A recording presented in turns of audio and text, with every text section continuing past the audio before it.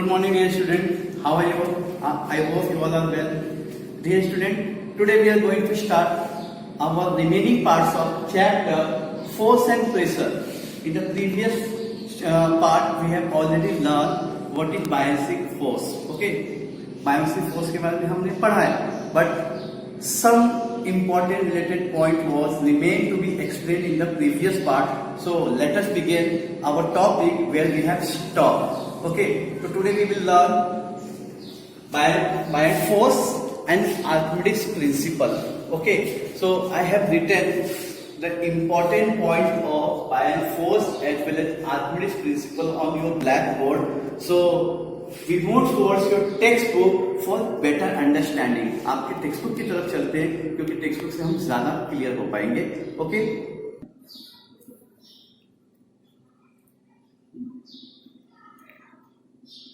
Buoyant force.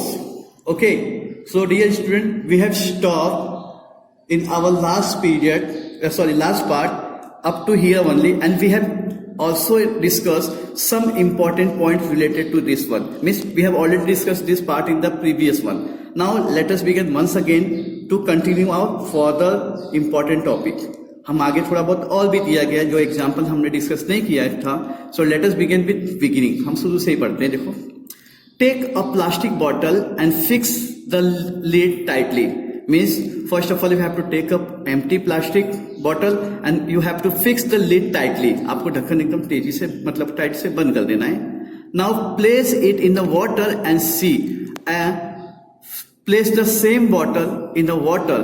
Now what you will observe? You will observe that the bottle which was empty, it will float on the water. ये पानी पे क्या करने लगेगा? तैरने लगेगा. ओके, तो this is your first experiment. आपको ऐसा करना है कि खाली बोतल लेके पानी में छोड़ देना है. आप देखोगे कि पानी का बोतल क्या होने लगेगा, ये तैरने लगेगा पानी के अंदर क्योंकि ये बोतल खाली है. Try and push into the water. आप एक काम कीजिए, ये खाली बोतल को आप हाथ से दबा के पानी के अंदर कर दीजिए. Even when push it continue to float. लेकिन आप जैसे आप अपना हाथ हटाओगे वापस खाली बोतल कहाँ आ जाएगा? ऊपर. It is a very practical experience. You have always seen in your day to day life. आपने देखा है. This experiment can be also done with a plastic hollow ball. आप प्लास्टिक के हॉलो बॉल से भी करके देख सकते हो आप. ठीक है. Now fill the bottle with water to fullest capacity and close the lid and release in the water. Now second time, do one more thing. Fill the water as much as the capacity of holding of this. Okay, जितनी इसकी capacity है उतनी capacity में उसमें पानी आप भर दीजिए. And once again you close the bottle tightly with a lid. The bottle will float inside the water. Why does this happen? Now with this time what you will notice, the water will not come upward the surface and neither it will go downwards the surface. Okay, आप क्या देखोगे? The bottle will neither come up nor it will go down. न तो bottle ऊपर जाएगा पूरी तरह से, न तो पानी के एकदम नीचे ही जाएगा. In fact it will flow in between of the water. पानी के बीच में ही वो तैरते रहेगा. तो क्यों ऐसा हुआ आप सोचिए. Because a water have a force and which is known as buoyant force. मतलब पानी का भी ये क्या होता है? फोर्स होता है जो किसी भी ऑब्जेक्ट को ऊपर की तरफ पुश करता है. And as well as it have any object is also pulled by the gravitational force. मतलब यहाँ पे दो फोर्स काम कर रहा है. First force is gravitational force जो नीचे की तरफ खींच रहा है, और दूसरा फोर्स कौन सा है? बायोंट फोर्स जो ऊपर की तरफ इसे पुश कर रहा है. And due to this both force are balance and that is the reason the bottle neither go down nor it's come up. न तो ऊपर आ रहा है न तो ये नीचे जाएगा. The empty plastic bottle float on the surface of water. बराबर, जो खाली बॉटल रहेगा ये तो पानी के ऊपर तैरेगा. On the contrary, the bottle full of the water float inside the water but does not go to the bottom. मैंने आपको अभी अभी बताया ये नीचे की तरफ क्या होगा? न जाएगा न ऊपर ही आएगा. इनफैक्ट ये पानी के बीच में ही फ्लोट करेगा. The weight of empty bottle is negligible as compared with the weight of water inside. So from this you come to 2 points. बराबर, you come to know 2 points. The first point is that कि आपको समझ में आया कि जो empty bottle है उसकी जो आप कह सकते हो कि जो वेट है वो पानी के कंपेयर में बहुत नेग्लिजिबल है. और यही रीजन है कि वो क्या होगा? उसकी डेंसिटी कम होने की वजह से वो फटाक से ऊपर आ जाता है। क्यों? क्योंकि पानी का जो बायन फोर्स होता है वो ज्यादा होता है और उसकी जो डेंसिटी होती है कम होती है। ये रीजन को फटाक से ऊपर आके फ्लोट करने लगता है। Negligible as compared to the weight of water. Such bottle with a water neither float on the surface nor does it go to the bottom. बराबर? This means that the force due to the gravity acting downward must have been balanced and opposing force in the upward direction on the bottle filled with water. But on the other hand, if we see the bottle filled with water at a fullest capacity, what you will observe? It will neither go bottom of the surface and not it will come upward. आप देखोगे कि न तो ये पूरी तरह से नीचे जाएगा और न तो ऊपर आएगा। In fact it has been balance, ये बैलेंस होगा। क्यों बैलेंस होगा?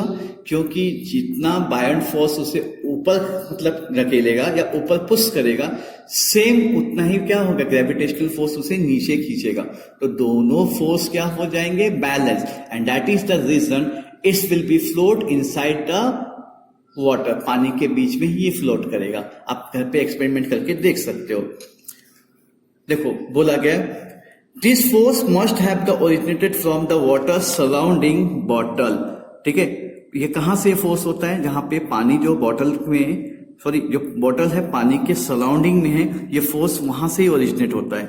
द अपवर्ड फोर्स मतलब कोई फोर्स जो है जो पानी को बॉटल को अपवर्ड डायरेक्शन में पुश कर रहा है। The upward force acting on the object in the water or other fluid or gas is called buoyant force। मतलब चाहे वो वाटर हो, चाहे वो गैस हो या कोई भी फ्लूइड हो, इस फ्लूइड के अंदर जो भी फोर्स किसी ऑब्जेक्ट पे क्या होता है?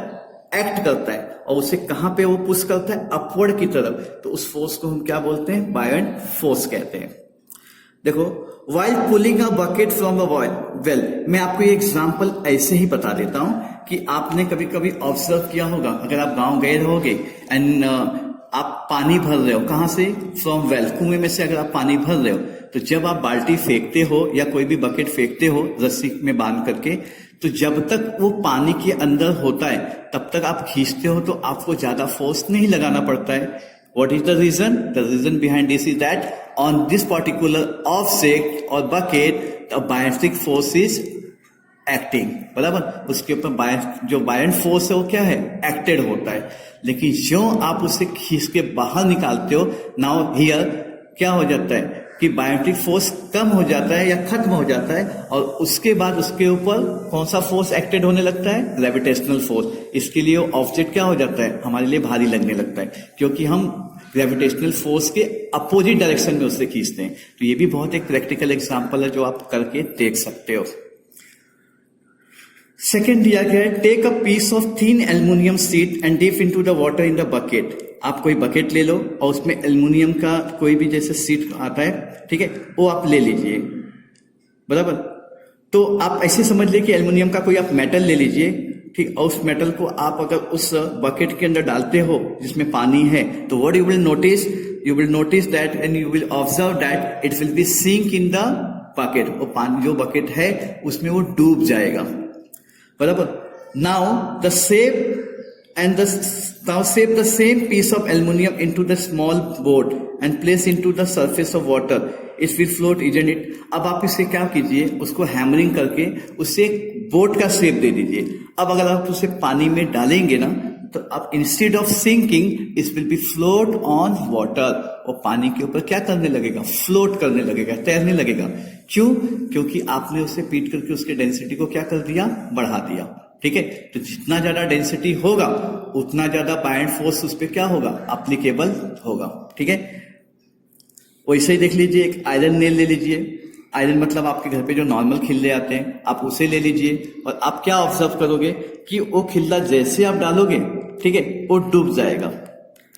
When object is dipped into the liquid, the buoyant force acting on it, and hence it appears that the weight of the object is reduced। लेकिन अगर आप उसे पीट करके एकदम पतला, मतलब आप एक सीट बना दीजिए, अब आप उसे पानी में प्लेस करेंगे तो वो डूबेगा नहीं, उसकी जगह वो क्या होने लगेगा? वो फ्लोट करने लगेगा। तो इससे भी ये बात साबित होती है कि मोर the density of liquid, more is the force of buoyancy. One more example is given here.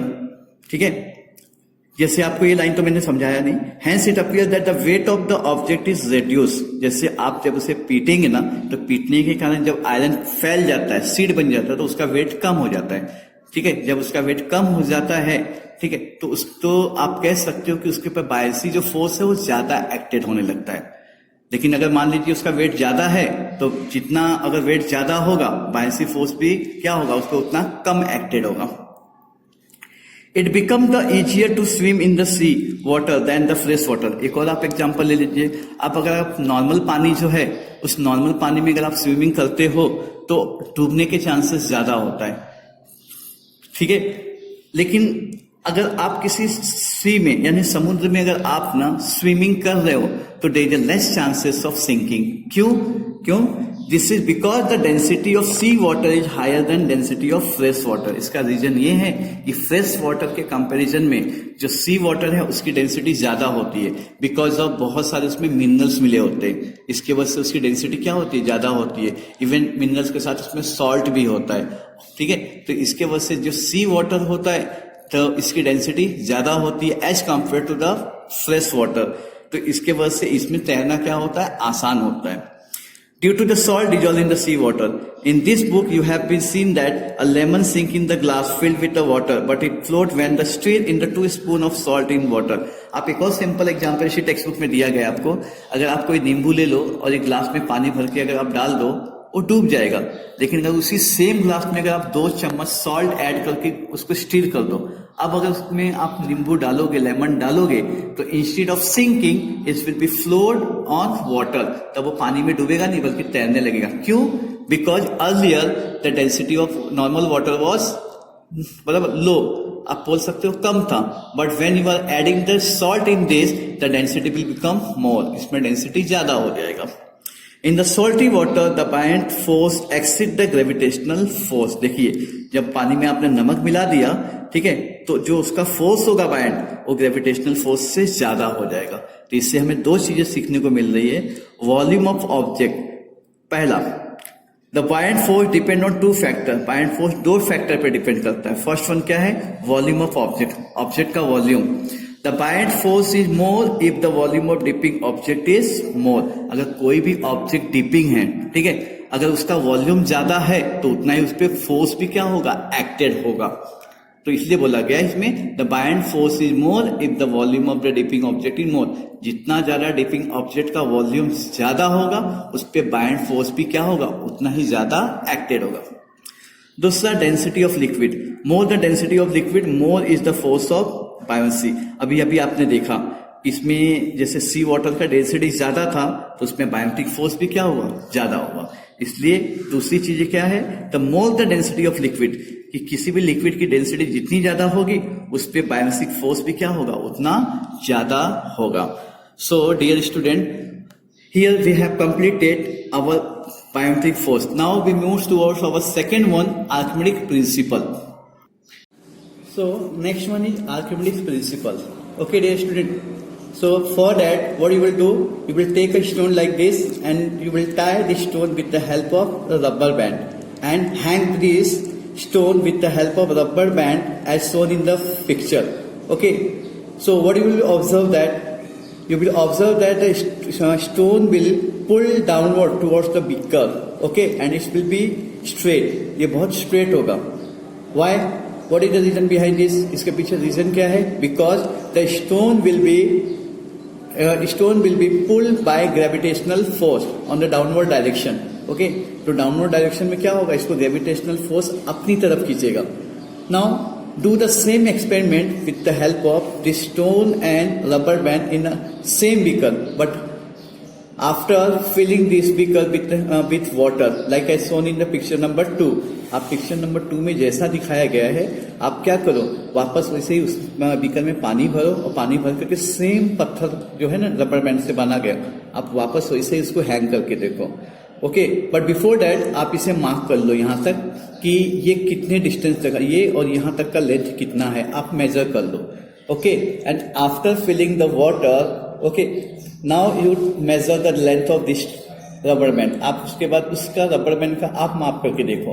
What you will notice that earlier the length of rubber band will be greater then इससे क्या होगा, वो greater हो जाएगा। क्यों greater होगा, आपने सोचा? Means earlier the length of rubber will be greater than the latter one. जो ये लेटर वन आप में ऑब्जर्व करोगे ना, तो आपको लेंथ इसका काफी कम दिखाई देगा। अगर आप यहाँ से कंपेयर करके देख लो, यहाँ पे आप देख रहे हो रबर बैंड ज्यादा दिखाई दे रहा है, और यहाँ पे रबर बैंड क्या दिखाई दे रहा है, काफी छोटा दिखाई दे रहा है। Y? Because when the water will be filled in the beaker, okay, the force of buoyancy in the water will be acted on this stone, and due to this, your stone will be not go in the downward direction. In fact, it will be float in between of water. तो क्या होगा, पानी के बीच में थोड़ा तैरता हुआ दिखाई देगा। और जो आपका ये जो रबर बैंड है, जो एकदम स्ट्रेट होगा, वो थोड़ा सा टेढ़ा मेढ़ा भी हो जाएगा। तो इससे प्रूफ होता है कि पानी में कौन सा फोर्स होता है, बायोंसी फोर्स। ठीक है, और पत्थर पे नो डाउट कि ग्रेविटेशनल फोर्स भी काम करता है। ठीक है, तो इसी पे देख लो, when the stone is sunk in the water, a buoyant force act on it in the upward direction and the weight of the stone act downward. Weight किस में काम करेगा, डाउनवर्ड में, और बायंसी फोर्स कहां पे काम करेगा, अपवर्ड में। तो यही रीजन है कि पत्थर पूरी तरह से ऊपर भी नहीं आएगा और पूरी तरह से नीचे भी नहीं आएगा, वो बीच में आपको सोन करते हुए दिखाई देगा। Therefore, the force which act on it is the downward direction is effectively reduced. तो जो फोर्स पहले ग्रेविटेशनल ज्यादा काम कर रहा था ना, अब क्या होगा, ये बायंसी फोर्स इस पे अपवर्ड डायरेक्शन में एक्टेड होने के वजह से अब ये क्या हो जाएगा, जो इसका वेट है जो डाउनवर्ड में जाने वाला था, वो इफेक्टिवली थोड़ा सा कम हो जाएगा। ठीक है, तो इसलिए पत्थर हमको बीच में दिखाई देगा, और ये जो इसमें जो ये रबर बैंड बना गया उसका लेंथ भी कम हो जाएगा। तो क्यों, क्या है ये, how much is the magnitude of the buoyant force? पहली बात तो ये बायंट जो फोर्स है उसकी वैल्यू कितनी होगी। Is it the same for all the liquid? पहली बात तो ये क्या सब लिक्विड के लिए सेम है? Is the buoyant force of the equal magnitude for all the object? ये दोनों का आंसर क्या है, नो है। अलग अलग अगर आप लिक्विड में जाओगे तो बायंसी फोर्स भी क्या होगा, अलग अलग होगा। The answer to this question are embodied in the arctic principle. इसका जवाब हमको किसमें मिलेगा, आर्किमेडिक प्रिंसिपल। ठीक है, अब आर्किमेडिस का प्रिंसिपल क्या है कि when an object is partially or fully immerse in the fluid, a force of buoyancy act on it in the upward direction and this force is equal to the weight of the fluid displaced by the object. कि अगर आप किसी object को या तो fully या तो partially किसी लिक्विड में इमर्स करते हैं, मतलब डुबाते हैं, तो वो क्या करता है, कुछ पानी को डिप्लेस करता है, और जो पानी डिप्लेस होता है, ठीक है, उसका वेट, ठीक है, जो ऑब्जेक्ट है उसके वेट के क्या होता है, बराबर होता है। अगर आपको इसको और अच्छे से समझना है तो आपने अपने घर पे प्रैक्टिकली देखा होगा कि अगर मान लो आप आधा टब पानी लेते हो, अगर आप, ठीक है, आप उस पानी के लेवल को मेजर कर लीजिए, अभी उसमें आप 2-3 कपड़े भिगा दीजिए, फिर देखिए पानी का वेट क्या हो जाएगा, इंक्रीज हो जाएगा। मतलब आपने जहां तक मार्किंग किया था ना, पानी का लेवल थोड़ा ऊपर तक बढ़ जाएगा। ये किसके वजह से हुआ कि जितना वेट उस कपड़े का है बराबर उतना ही पानी क्या होगा, ऊपर की तरफ डिफ्लेस हो जाएगा। It is nothing but your principle of Archimedes. Archimedes का यही प्रिंसिपल है कि अगर आप किसी ऑब्जेक्ट को किसी मतलब लिक्विड में मतलब आप इमर्स करते हो, ठीक है, तो जितना उसका वेट होता है उसी वेट के इक्वल पानी क्या होता है, डिप्लेस होता है। ठीक है, तो ये आर्किमिडीज के बारे में आपको कुछ इन्फॉर्मेशन दिया, आप पढ़ सकते हो कि ज्योमेट्री जो मैथमेटिकल में हम लोग पाई यूज करते हैं, ठीक है, ये इनकी भी खोज इन्होंने की थी। इसके अलावा इन्होंने मैथ्स के फील्ड में, ठीक है, बहुत सारे कॉन्ट्रीब्यूशन दिए थे। साइंस में भी जो हम लोग लीवर्स, पुली, व्हील्स के बारे में पढ़ते फिजिक्स के अंदर, ये सब उन्होंने ढूंढा था। ठीक है, और यहाँ पे एक और वर्ड दिया है यूरेका। यूरेका जब उन्होंने अपनी इस आर्किमिडीज प्रिंसिपल को खोजा था तो वो इतने एक्साइटेड हो गए थे कि वो नहा रहे थे टब से, उसी टब से निकल के भागने लगे और चिल्लाने लगे यूरेका यूरेका। इसका मतलब आई फाउंड इट, कि मैंने ढूंढ लिया। ठीक है, क्या ढूंढ लिया, जो इन्होंने ये प्रिंसिपल बताया। रही बात जो आर्किमिडीज प्रिंसिपल, तो इसका यूज बहुत वाइड है। This principle has been use in the construction of ship, जो बनाते हैं सबमरीन जो हो गई, ये प्रिंसिपल उसमें अप्लाई होता है। And even the instrument of such as lactometer. Lactometer means ये क्या होता है, दूध में कितना पानी मिला हुआ है, तो इस पानी की रेशियो को जानने के लिए भी क्या होता है, लैक्टोमीटर हम यूज करते हैं। हाइग्रोमीटर, एयर के अंदर मॉइस्चराइजर कितना है, ह्यूमिडिटी कितना है, इसे फाइंड आउट करने के लिए हाइग्रोमीटर का यूज किया जाता है। इसमें भी देखा जाए तो आर्किमिडीज के प्रिंसिपल को यूज किया जाता है। ठीक है, on the next page density of substance as relative density ये दिया गया है। अगर किसी भी चीज की डेंसिटी का निकालना है हमको, तो उसके मास में अगर हम उसके वॉल्यूम से डिवाइड कर दे तो हमें क्या मालूम पड़ जाता है, उस पर्टिकुलर थिंग की डेंसिटी कितनी है, चाहे वाटर हो, चाहे ऑयल हो, या कोई भी हो, ठीक है। तो उसके मास में, यानी कोई भी ऑब्जेक्ट है उसके मास से, ठीक है, उस वॉल्यूम से उसमें डिवाइड कर दो तो हमें वो मालूम पड़ जाएगा। जैसे ऐसा unit of the density is kilogram per metre cube, and the property density is very useful in the deciding the purity of substances. कोई भी substances कितना प्योर है ये जानने के लिए उसकी डेंसिटी जानना क्या होता है, बहुत इंपॉर्टेंट होता है। विदाउट डेंसिटी जाने वो चीज कितनी प्योर है हम बता नहीं सकते। The relative density of substances is expressed with respect to density of water. अगर कोई भी दो चीज है डियर स्टूडेंट, तो अगर हमको उसकी डेंसिटी, रिलेटिव डेंसिटी जानना है, ठीक है, तो उसको जानने के लिए हमको कभी भी उसको डेंसिटी ऑफ वाटर से हम कंपेयर करते हैं। एग्जांपल ले लो कि कोई मान लीजिए कि दूध है, ठीक है, तो दूध के अंदर पानी कितना है, ठीक है, तो वो अगर हमें जानना है, या तो दो चीज ले लीजिए, चलिए एग्जांपल, अगर दोनों चीज को अगर हमको जानना है कि उनमें रिलेटिव डेंसिटी कितना है, तो उस सब्सटेंसेस के डेंसिटी में से मतलब वाटर के डेंसिटी से हम क्या कर देंगे, डिवाइड कर देंगे, तो हमें मालूम पड़ जाएगा। तो डियर स्टूडेंट ये सब आप तो हायर क्लासेस में डिटेल में सीखोगे, ये खाली शॉर्ट में आपको नॉलेज दिया गया है। देखो, this being a ratio of two equal physical quantity, it has no unit, क्योंकि ये क्या है, एक ही फिजिकल क्वांटिटी है दोनों, ठीक है, इसके लिए इसमें कोई यूनिट हम यूज नहीं करते हैं। आप देख सकते हो दोनों, ठीक है, दोनों वॉल्यूम में मापा जा रहा है। And relative density of substances is called specific gravity, इसको हम स्पेसिफिक ग्रेविटी भी कहते हैं। So dear student, here we come to end our chapter. Okay, so now move toward the blackboard. सो डियर स्टूडेंट, हमने जो टेक्स्ट बुक में दिया था उससे पढ़ा, ठीक है। एक्चुअली ये टॉपिक बहुत डिटेल में डियर स्टूडेंट, आगे आप चलते जब बड़ी कक्षाओं में जाओगे तो आपको इसको बहुत डिटेल में इसकी जानकारी दी जाएगी। So today we have learn about only Buoyant force and Archemedes principle. Okay, so here we come to end our chapter number 3, and we will meet in the next video with a new lesson. So for today only that much. Thank you very much. Bye.